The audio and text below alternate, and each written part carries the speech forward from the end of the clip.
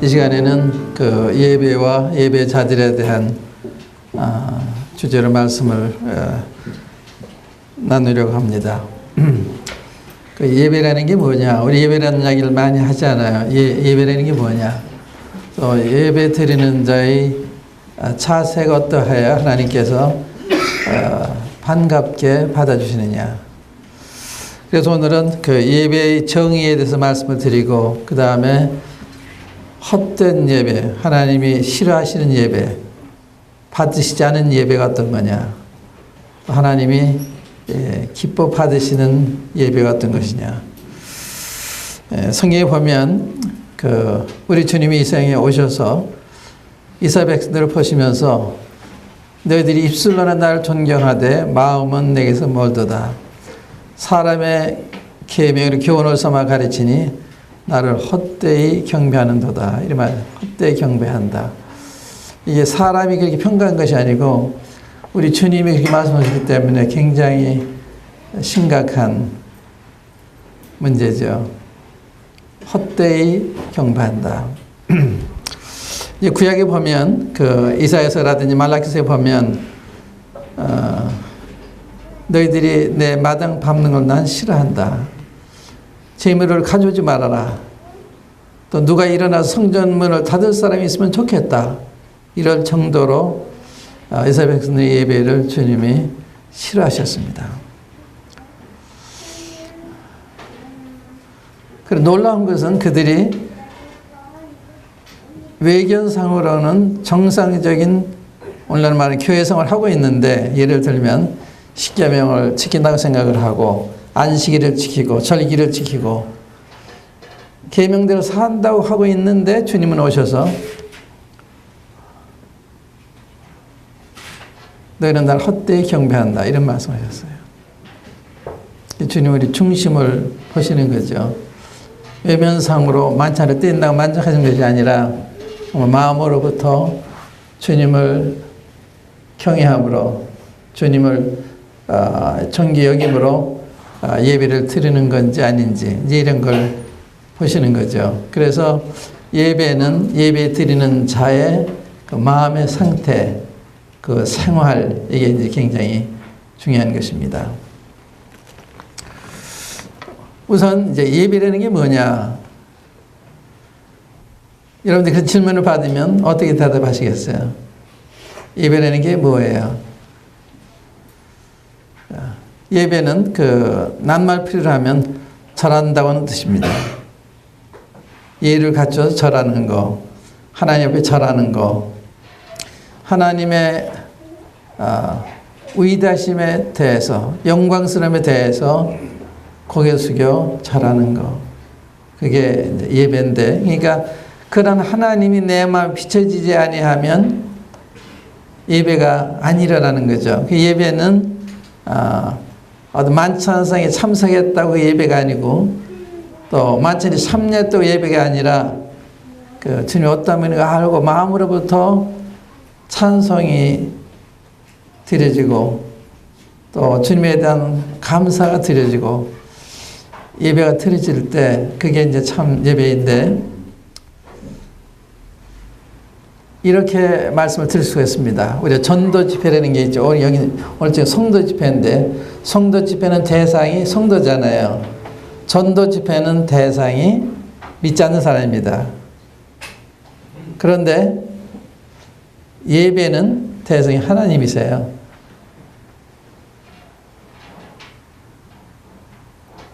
그러니까 전도 집회 때는, 전도 집회는 예배가 아닙니다. 성도 집회도 예배가 아닙니다. 이런 모든 집회는 사람을 향해서 있는 거예요. 예배는 하나님께 드리는 겁니다. 드리는 시간. 예배 시간에는 뭘 달라고 하는 기도하는 게 아니죠. 주신 데 대해서 감사하고 하나님의 영광에 대해서 고개 숙여 경배를 드리고 찬송을 드리는, 이런 것이 예배입니다. 그러니까 예배와 일반 집회를 구별할 줄 아셔야 되죠. 모든 집회가 다 예배가 아니라, 이건 전도, 구도자를 향한 전도 집회일 수도 있고, 성도를 향한 성도 집회일 수가 있고, 또 기도회 같은 것은 뭘 달라고 하는 그런 기도일 수가 있지만 예배는 하나님께 드리는 시간이다. 그래서 예배 시간에는 뭘 달라고 한다든지 또 그러한 찬송을 부르는 게 아니죠. 하나님의 어떠하심에 대해서 찬양하고 감사하고 그분 앞에 영광을 돌리는 이제 이런 것이 예배이죠. 그런데 하나님 우리를 창조하신 목적이 무엇이냐? 예배 받으시기 위해서. 하나님 우리를 구속하신 목적이 뭐냐? 예배 받으시기 위해서. 그러니까 하나님 인간을 만드신 궁극적인 목적이 예배 받으시기 위해서. 그러니까 인간의 가장 큰 사명이랄까, 이 본분은 하나님께 예배 드리는 것입니다. 성경 공부도 중요하고 전도 집회도 중요하지만 예배 시간이 가장 중요한 거죠. 하나님께 나아가는 시간이고 하나님께 드리는 시간이기 때문에. 그래서 우리가 하나님께 예배 드릴 때는 하나님의 어떠하심을 아는 만큼 예배를 드리게 된다. 이렇게 말씀드릴 수가 있죠. 아시는 만큼. 그래서 이 레위기의 그 제사 드리는 거 보면 어떤 사람은 황소를 가지고 번제를 드리고 어떤 사람은 비둘기를 가지고 제사를 드리고 어떤 사람은 양을 가지고 제사를 드리고 어떤 사람은 비둘기를 가지고 제사를 드리고 그 무슨 뜻인가 하면 황소를 드리는 것은 하나님이 그리 많이 알아서 드리는 예배, 또 염소와 양 같은 짐승을 드리는 것은 그보다 조금 덜 알지만 드리는 거, 또 새는 가난한 사람, 없는 사람들이 새를 드리는 거거든요. 다시 말하면 이 모든 예배 하나님이 흠양하시는 게 좋은 거예요. 황소 드려도 기뻐하시고 양과 염소를 드려도 기뻐하시고 또 비둘기 드려 기뻐하시는 거예요. 그러니까 믿음의 정도에 따라서 황소 같은 예배를 드리고 어떤 사람은 양과 같은 예배를 드리고 어떤 사람은 새와 같은 예배를 드리지만 하나님이 똑같이 보시는 거죠.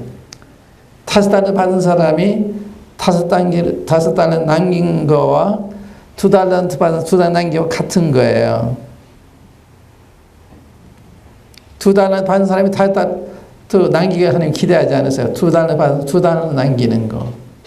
은사의 정도에 따라서 하나님 기대하시는 게 다르신 거죠. 많이 받은 자에게 많이 요구하신다. 그렇게 되어 있잖아요. 그래서 여러분 구원받이 얼마 안 되는 분들은 하나님이 많이 모르시잖아요. 그러나 한 가지 아는 거, 참 하나님이 나를 사랑하셨다. 우리 주님이 나를 위해서 돌아가셨다. 이 생각만 해도 감사해서 주님 감사합니다. 이렇게만 해도 주님 굉장히 기뻐하시는 거예요. 이게 새 제사라고 할 수 있죠. 그러니까 얼마나 많은 제사를 드리냐 하는 것이 아니라 내 아는 만큼 최선을 드리는 이게 이제 예배인데, 하나님은 예배 받으시기 위해서 우리를 창조하셨다. 예배 받으시기 위해서 우리를 구속하셨다. 이스라엘 백성들을 애굽에서 건져내실 때 내가 광야 길로 살 길을 가서 하나님 앞에 제사를 드리라고 그래요. 그를 애굽에 구원하신 목적이 제사 받으시기 위해서. 우리가 이제 신약성에 보면 마리아라고 하는 한 여인이 옥합을 깨트려 가지고 300데나리온의 값이 나가는 값비싼 향유를 주님의 발에 붓고 머리털을 주님 발시킬 때 주님이 너무나 감동하셔가지고 이렇게 말씀해 주셨어요. 온 천하에 어디서든지 복음이 전파되는 곳에는 이 여자 행한 일도 전하여 그를 기념하게 하시겠다. 그렇게 기뻐하신 거예요. 아브라함이 하나밖에 없는 자기 독자를 나한테 번제를 드려 그랬을 때 서슴지 않고 드렸을 때 이제 너가 나를 경외한 줄 알았다. 그러므로 나는 이렇게 너를 축복하시겠다. 이런 약속을 하세요.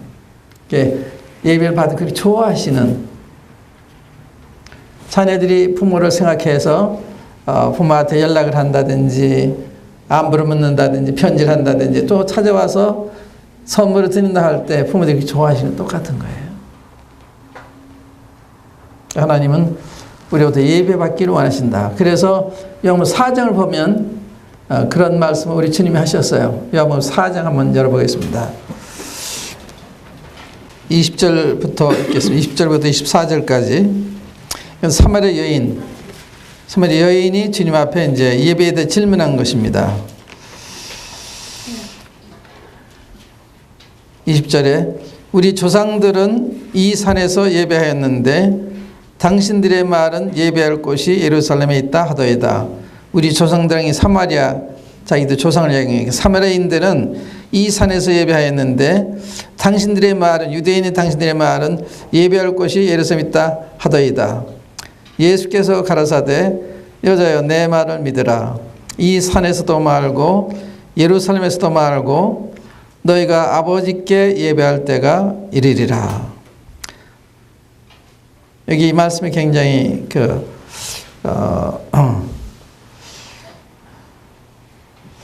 받아들이기가 쉽지 않은 충격적인 말씀하신 거예요. 사마리아인들은 하나님 앞에 예배드리는 장소가 사마리아에 있는 그리심산이라는 이 산에서 들었는데 유대인은 당신들은 예배할 곳이 예루살렘이라고 하는데 어느 것이 좋습니까? 이렇게 질문한 거예요. 예배 장소 문제에 대해서. 그때 예수님이 여자야 내 말을 믿으라. 이 산에서도 말고 예루살렘에서도 말고. 그러니까 사마리아인들의 예배를 부정하시고 유대인의 예배를 부정하시는 이런 말씀이에요. 그게 얼마나 놀랄만한 얘기예요. 이 산에서 말고 예루살렘 말고 아버지께 예배할 때가 이르리라. 그래서 주님은 여자 내 말을 믿으라. 전제하신 거예요. 내 말을 믿어라. 이 파격적인 놀랄만한 말씀하시는 거니까 밖에 오를 걸 아시고 여자 내 말을 믿어라. 그렇게 말씀하셨어요. 그런 다음에 22절에 여기 이제 장소 문제에 대해서는 주님 말씀, 예배는 장소 문제가 아니다는 건 이제 말씀하시고요.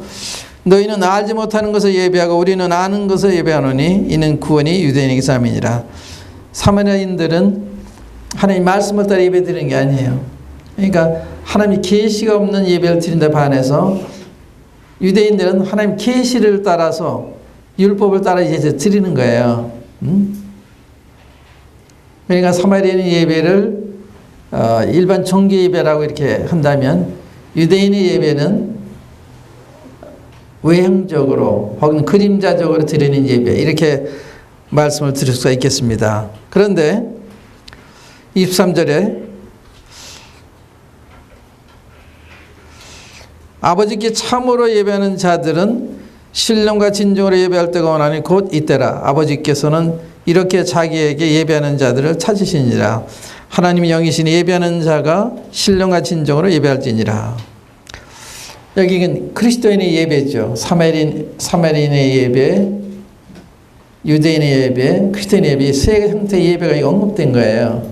이 사마리아인의 예배가 계시가 없는 일반 종교가들이 드리는 예배를 할 것 같으면 유대인들의 예배는 하나님의 계시는 있는데 하나님 말씀이 있는데 형식적으로 드리는 예배, 심령과 진리는 관계가 없는 거예요. 그런데 그리스도인의 예배는 자세히 보시면 아버지께 예배하는 자들은 아버지께.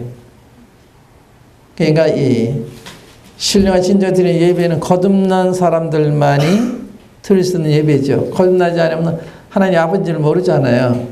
아버지를 할 수가 없죠. 그래서 이 예배는 거듭난 사람들만이 드릴 수 있는, 그러나 이것은 신령과 신령이라는 말은 영으로 드리는 예배. 신령이라면 영으로 그 말이에요. 영으로 또한 진리로 진실로 진심으로 하는 말씀 드릴 수가 있고 또 이 신령과 진리를 성령 안에서 드리는 것과 진리를 주님으로 봤을 때 주님을 통해서 드리는. 근데 이스라엘 백성 드린 예배는 우리 주님을 예표하는 짐승을 잡아 드렸잖아요. 근데 그 짐승을 예표하던 주님이 와 계시잖아요. 이제는 그림자 시대가 지나가고 이제 실제 제물이 되신 우리 주님이 와 계신 거예요. 이제 시대가 바뀌고 있는 거죠. 주님 오시기 전까지는 우리 주님을 예표하는 양이나 염소나 이걸 잡아서 드렸는데 우리 주님 오셨잖아요. 그래서 하나님께 나갈 때는 주님을 통해서 나가는 거잖아요. 또 성령님의 감동으로 드리는 거죠. 그게 맞물려 있는 거라고 생각할 수가 있어요. 우리가 심령으로 영으로 드리지만 성령님의 감동으로 드린다고 말씀드릴 수가 있죠. 성령의 감동이 없이는 예배가 드려지지 않죠. 하나님에 대해 바로 보이지 않고 우리 주님에 바로 보이지 않으니까. 그래서 예배는 영으로 드리는 거다. 그러니까 영이 거듭났기 때문에 하나님 아버지 부르기 때문에 드리는 거다. 그래서 거듭난 사람만이 드리는 것이고, 그렇게 예배 드릴 때는 아버지 앞에 드리는 거다. 하나님께 드리는 게 아니라 아버지께 드리는 거다. 하나님은 하나님인데 아버지께 드리는 거다. 하나님은 모든 사람이 하나님이잖아요. 믿지 않는 사람에게도 하나님인데 아버지는 거듭난 사람만이 아버지가 아니에요. 그러니까 거듭난 사람만이 드릴 수 있는. 그래서 하나님 아버지 앞에 나갈 때는 아버지 하고 나가는 거예요. 아버지께 나가서 예배 드리는 것입니다. 이게 굉장히 중요한 것입니다. 어떤 멀리 계신 분한테 또 무서운 분 앞에 나가는 것처럼 생각하는 건 잘못 생각하는 거죠. 성령이 우리에게 보여주는 하나님은 아버지시죠. 아버지. 자기 아들을 아끼지 않고 주실 만큼 나를 사랑하신 아버지, 우리를 사랑하신 아버지, 아버지 앞에 드리는 거거든요. 그래서 오늘날 예배는 신령과 진정으로 드린 예배인데, 이렇게 예배하는 자들을 아버지가 찾으신다. 가족들이 모여서 아침 식사를 하는데 거기에 자식 한 사람이 빠졌다 그러면 그 눈이 띄잖아요. 이렇게 예배에 관심이 많으신 분이십니다. 그런데 우리 예배를 드릴 때 아무 생각 없이 형식적으로 와서 드리면 그거는 지금 기뻐하신 예배를 할 수가 없죠. 사모하는 마음으로 또 주님 앞에 내 마음의 감사를 드리고 하나님의 어떠하심에 대해서 예의를 표하기 위해서 나왔다면 그건 참 주님이 기뻐하시는 거죠. 그래서 하늘날 예배 드리는 거 우리가 이제 계시록에 보면 하늘날에 드려지는 예배의 장면이 나오는데 그거 보시면 예배가 이런 거라구나. 예배는 어떤 감동을 받아서 드리는 거라구나. 이런 걸 알 수가 있습니다. 우리 계시록 4장 한번 열어보겠어요. 계시록 4장.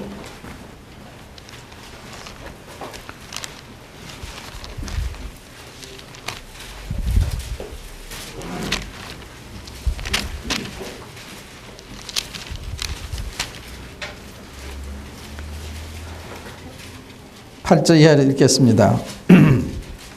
하늘나라에서 드려지는 예배 장면입니다. 네 생물이 각각 그 6날개가 있고 그 안과 주위에 눈이 가득하더라. 그들이 밤낮 쉬지 않고 이르기를. 네 생물은 그 영물인 것 같아요. 천사가 영물인데 이들이 밤낮 쉬지 않고 이르기를 거룩하다 거룩하다 거룩하다. 주 하나님 곧 전능하신 이여 전에도 계셨고 이제도 계시고 장차 오실 자라 하고. 여기 네 생물이 하나님 앞에 찬송을 하는데 밤낮 찬송을 해요. 밤낮 쉬지 않고 밤낮 찬송하기를 거룩하십니다. 거룩하십니다. 거룩하십니다. 얼마나 그 거룩이 감명이 됐으면 밤낮 쉬지 않고 이 찬송을 부르겠어요. 저 이 말씀 보고서 난 거룩을 너무 모르고 있구나. 난 거룩을 너무 모르고 있구나. 정말 하나님 거룩을 할 때 이런 찬송이 흘러나올 텐데,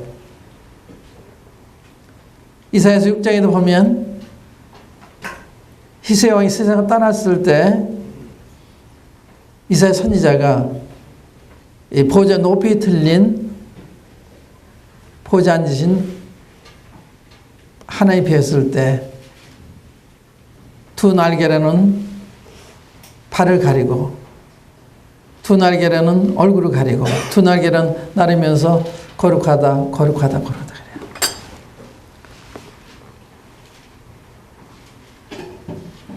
얼마나 거룩하시면 찬송을 그렇게 불렀겠어요.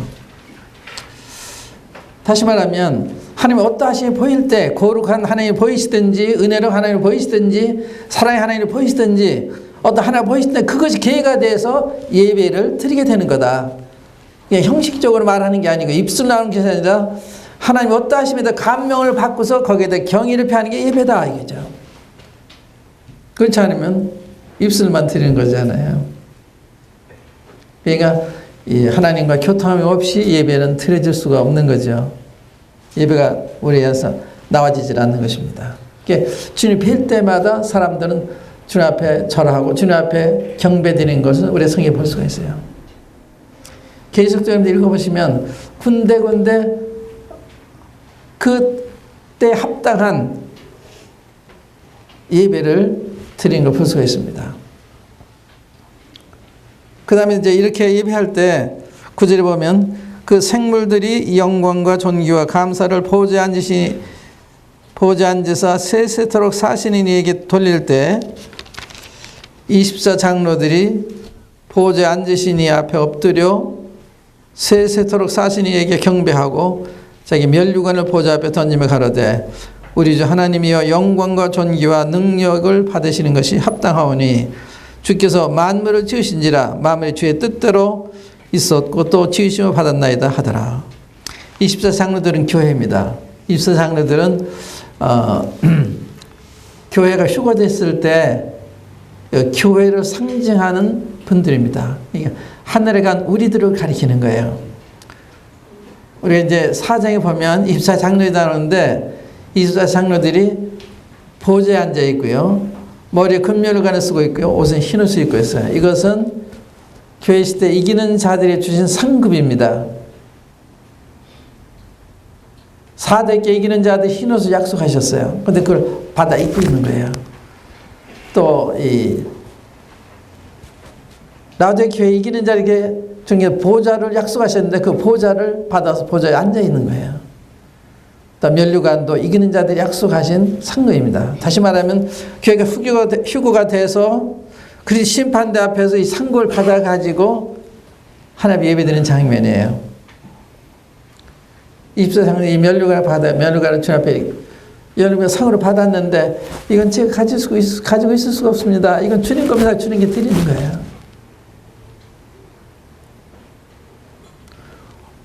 이게 내가 받을 만한 게 아닙니다, 주님. 이건 주님 것입니다. 그러면서 주님 앞에 주님의 영광과 존귀와 찬송을 받으시기에 합당하십니다. 주님 만물을 지으신 분이십니다. 만물이 주의 뜻대로 있습니다. 그러니 창조 하나님을 뵈면서 감격하는 그분 앞에 모든 영광을 돌리고 존귀를 돌리고 찬송을 드리는 이런 예배잖아요. 5장에 보시면 5장에는 이제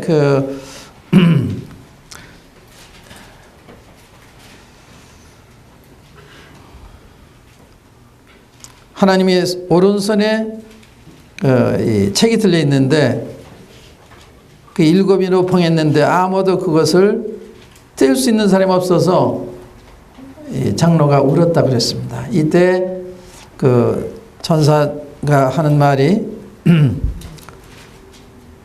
이 은근히 그 요한이 울었군요. 한번 읽어보겠습니다. 5장 1절에 내가 범에 보좌에 앉으시니 오른손에 책이 있으니 하늘나라에 가서 지금 사도 요한이 보고 있는 거예요. 책이 있으니 안팎으로 솟고 7인으로 봉하였더라. 또 범에 힘있는 천사가 큰 음성으로 외치기를 누가 책을 펴며 그 인을 떼기에 합당하냐 하니 하늘 위에나 땅 위에나 땅 아래에 능히 책을 펴거나 보거나 할 리가 없더라. 이 책을 펴거나 보거나 하기에 합당한 자가 보이지 않기로 내가 크게 울었더니 장로 중에 하나가 내게 말하되 울지 말라. 유대 지파의 사자 다윗의 뿌리가 이겼으니 이 책과 그 7인을 떼시리라 하더라. 또 내가 또 보니 보좌와 네 생물과 장로들 사이에 어린 양이 섰는데 일찍 죽임을 당한 것 같더라. 다시 말하면 이 책은 세상 심판의 책이에요. 이 하나하나 뛸 때마다 이 생에 심판이 내려지거든요. 이 하나님 공의 심판이 내려져야 되는데 이 책을 펴거나 그 인복을 뗄 만한 자격 있는 사람이 없어서 사단이 운 거예요. 그때 울지 말아라. 유대집의 사자 다윗의 뿌리가 이겼으니 저가 떼실 거다. 그 이야기를 듣는 순간에 너무 좋은 거예요. 그 다음 장면을 보시면요. 6절에 보시면 7절에 보시면 어린 양이 나와서 보좌에 앉으시니 오른손에서 책을 취하시니라. 우리 주님만 이 세상을 심판할 수 있는 권세가 있으신 거예요. 천사들도 아무도 하늘 위에나 땅 위에나 땅 아래 그 이 책을 펴거나 그 인물을 떼기 합당한 자가 없는데 주님만이 그런 자기가 가진 분이에요. 그래서 하나님 아버지 앞에서 이것을 받아 들었을 때 네 생물과 24장로들이 어린 양 앞에 엎드려 각각 검은고와 향이 가득한 큰 대접을 가졌으니 이 향은 성도의 기도드리라. 새 노래를 노래 가로되 책을 가지고 그 인봉을 떼기에 합당하시도다.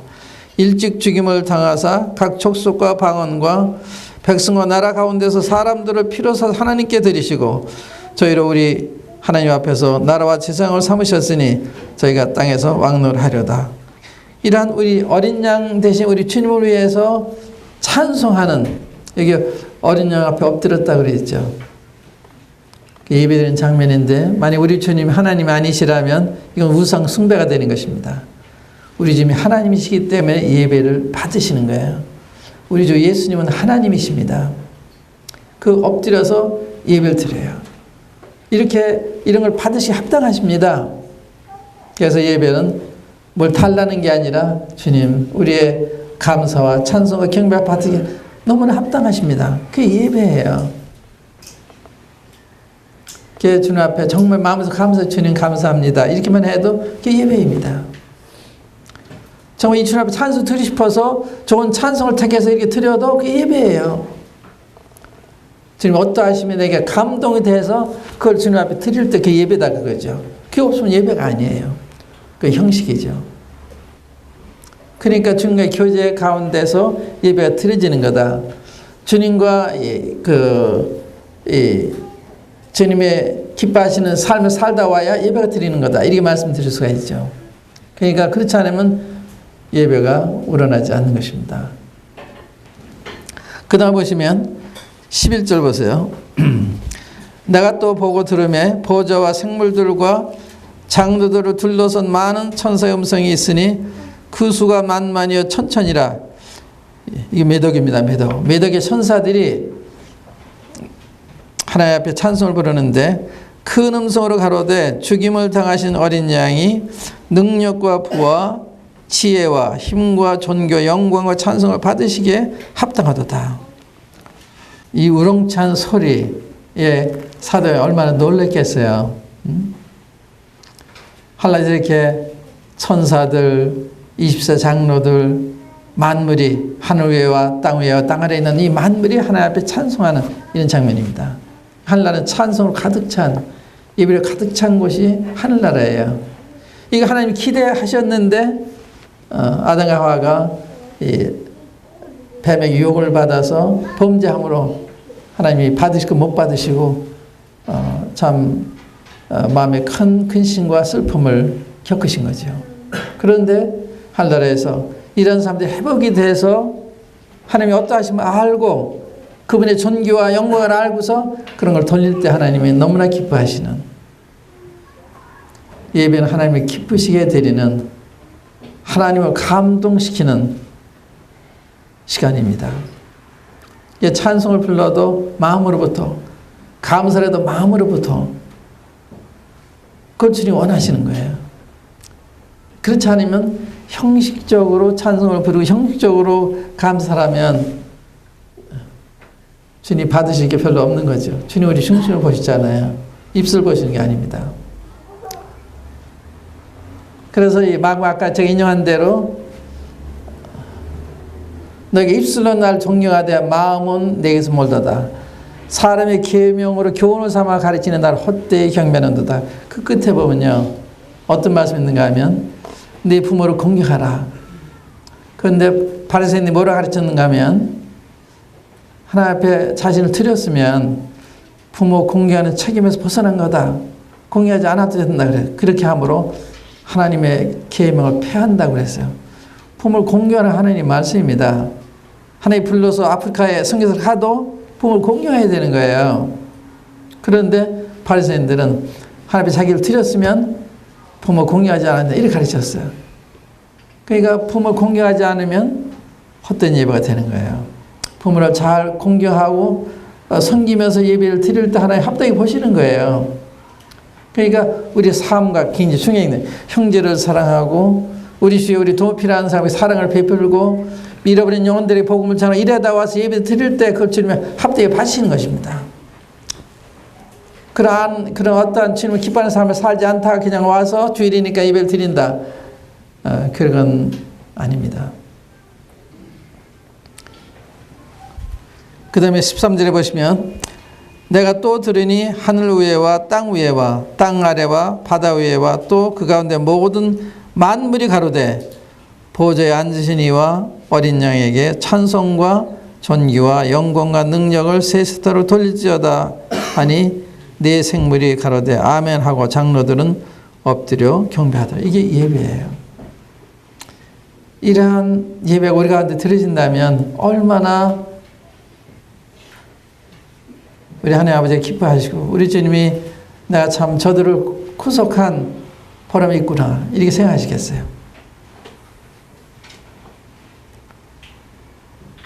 우리의 가장 큰 사명, 의무는 예배 드리는 것입니다. 하나님께 예배드리는 이 시간은 뺏길 수 없는 거예요.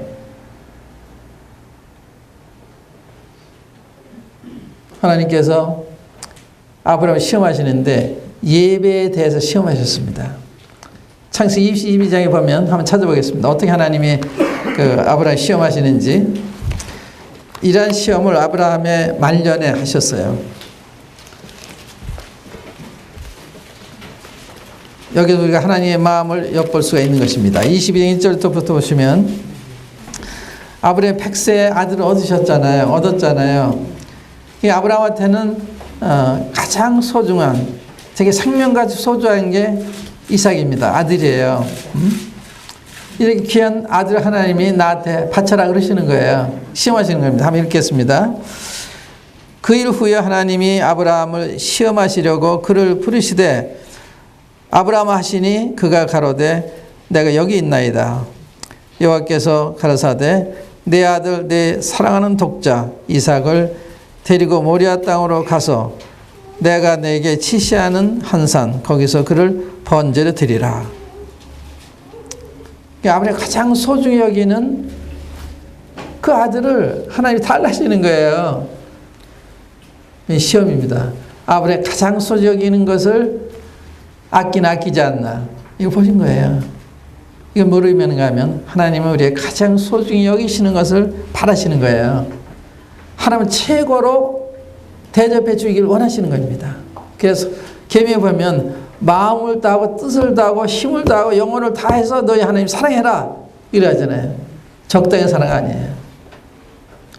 사랑은 최고의 것을 주는 게 사랑이잖아요. 사랑하는 사람을 위해서는 아무것도 아까운 게 없죠. 부모가 자식을 위해서 아까운 게 없죠. 이게 사랑입니다.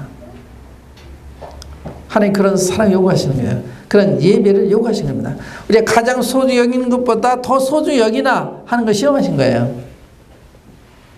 그런 것이 아니면 하나님이 만족할 만한 그런 예배는 안 되겠죠.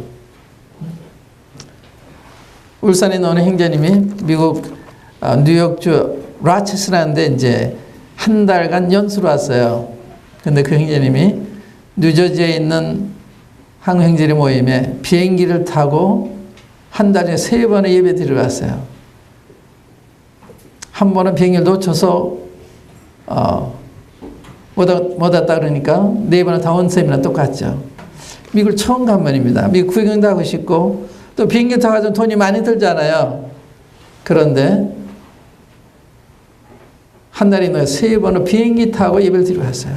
그래서 그 늦어있는 그 형제님들이요, 그 형제님을 생각하면 마음이 신선해진대요. 그 예배입니다. 하나님 아까운 게 없죠. 거리가 멀다고? 아니에요. 비용이 많이 든다고? 아니에요. 거리가 멀수록 더 좋은 거고 돈이 많이 들어 더 좋은 거죠. 내 사람들에 내가 더 많이 드릴 수가 있으니까 예배는 그런 것입니다.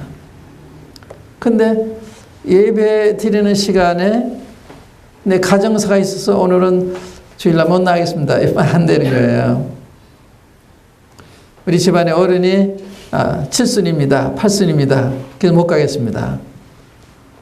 어떻게 보면 이해가는 이해 같은데 그렇지가 않습니다. 그럼 어떻게 되느냐? 부모도 몰라보는 게 옳은 일이냐? 그렇진 않죠. 그럴 경우에는 토요일날 다녀온다든지 양육교가 월요일날 다녀온다든지 얼마나 할 수 있잖아요. 그래서 주일날 그렇게 하면 그 어른들한테도 참 하나님이 정말 존귀하신 분인가 보다 이렇게 생각하게 되잖아요. 그럴 때일수록 우리 하나님 존경이는 나타내야 되는 건데 집안에 뭐 결혼식이 있어서 그건 안 되는 거죠. 예, 아브라함한테 요구를 보면 하나님 그걸 말씀하시는 거예요. 하나님 최상의 것을 우리 원하시고 우리가 사랑한 것보다 더 사랑받기 원하시는. 그래서 아까 말씀한 그 마리아가 하나님 앞에 옥합을 깨뜨려서 발에 붓고 머리털로 발 씻었잖아요. 그때 제자들이 보고서 왜 그것을 300데나리온에 팔아 가난한 자들의 주장 허비했느냐 그랬어요. 이때 주님 가만두어라. 그건 나에게 좋은 일을 했다. 가난한 자 항상 너와 함께 있지만 난 그렇지 않다. 이렇게 말씀하셨어요. 어디 굉장히 이기적인 것 같잖아요. 응? 잘했다. 나 다 안 해도 된다. 그런 게 아니라 좋은 일을 했다. 가만두어라.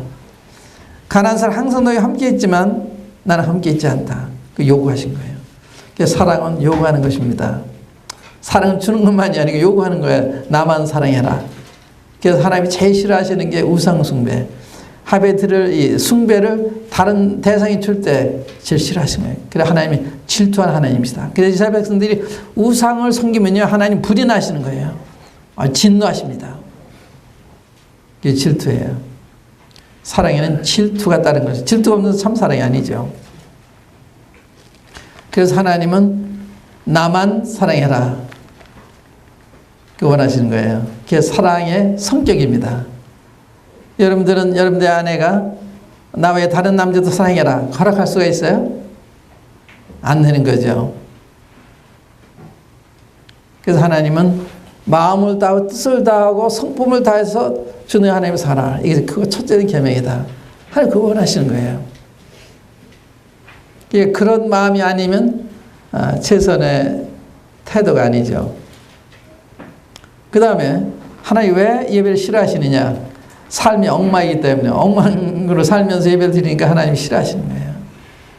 그럼 바른 자세가 아니니까. 그게 무슨 말씀인지 우리가 이사야서 1장 한번 열어보겠습니다. 이사야서 1장.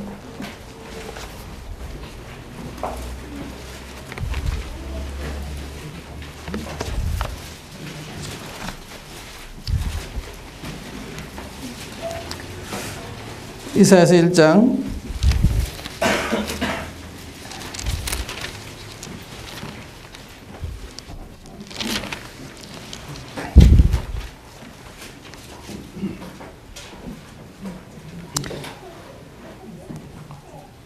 10절부터 읽겠습니다. 1장 10절부터.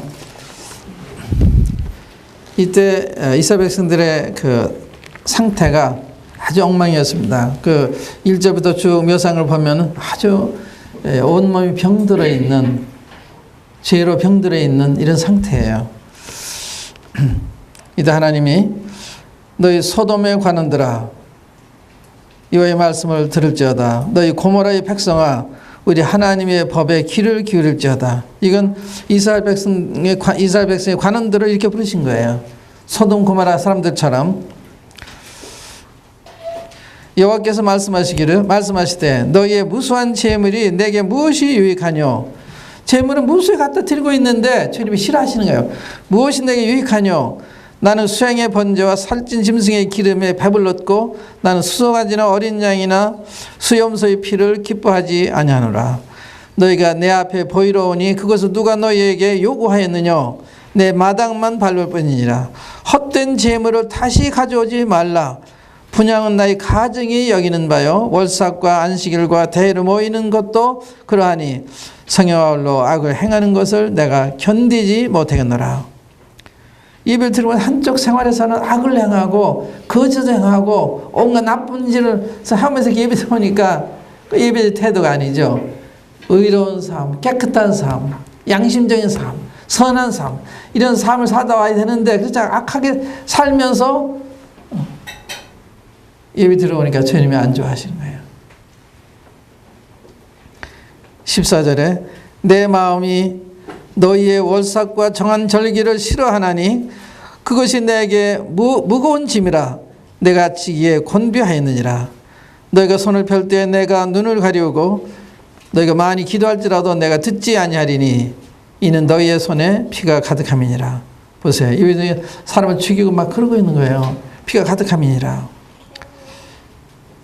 너희는 스스로 씻으며 스스로 깨끗게 하여 내 목전에서 너희 악업을 버리며 악행을 그치고 선행을 병하며 공의를 구하며 학대받는 자를 도와주며 과를 위하여 신원하며 과부를 위하여 변호하라 하셨느니라. 21절이요. 신실하던 성읍이 어찌하여 창기가 되었는고 공평이 거기 충만하였고 의리가 그 가운데 가였더니 이제는 살인자들 뿐이었도다. 내 은은 찌기가 되었고 너희 포도주에는 물이 섞였도다. 내 방백들은 패역하여 도적과 짝하며 다 뇌물을 사랑하며 사례물을 구하며 과를 위하여 신원치 아니하며 과부의 송사를 수리치 아니하는도다. 약자에 대한 송사는 들은 자 많지 않은 거예요. 이 공의가 없어진 거예요. 사람을 차별하는 거예요. 이런 자세로 예배를 드리면 주님이 안 기뻐하시는 거예요. 예배 드리는 사람의 삶은 깨끗해야 되고 양심적이 되고 선해야 되는 것입니다. 혹은 잘못했으면 주님 잘못해서 사과하고 와서 드려야 되는 거예요. 형제가 불화가 있으면 형제가 사과하고 와서 드려야 되는 거예요. 화해를 하고서. 그래서 제단에 내가 하나님 예배를 드려야 하다가 형제 원망 드릴 만한 일이 생각이 나거든 가서 재물을 두고 가서 먼저 사한 다음에 와서 드려야 되는 거예요. 오늘 예배가 맨날 똑같죠. 예배 들어왔다 가는 사람이나 들어올 때나 갈 때가 똑같은 거예요. 예배 드리는 사람 안 드리면 똑같은 거예요. 예배를 바로 들으면요. 예배 들을 때마다 사람이 변하는 것입니다. 왜냐하면 잘못된 마음가짐 올 수가 없으니까.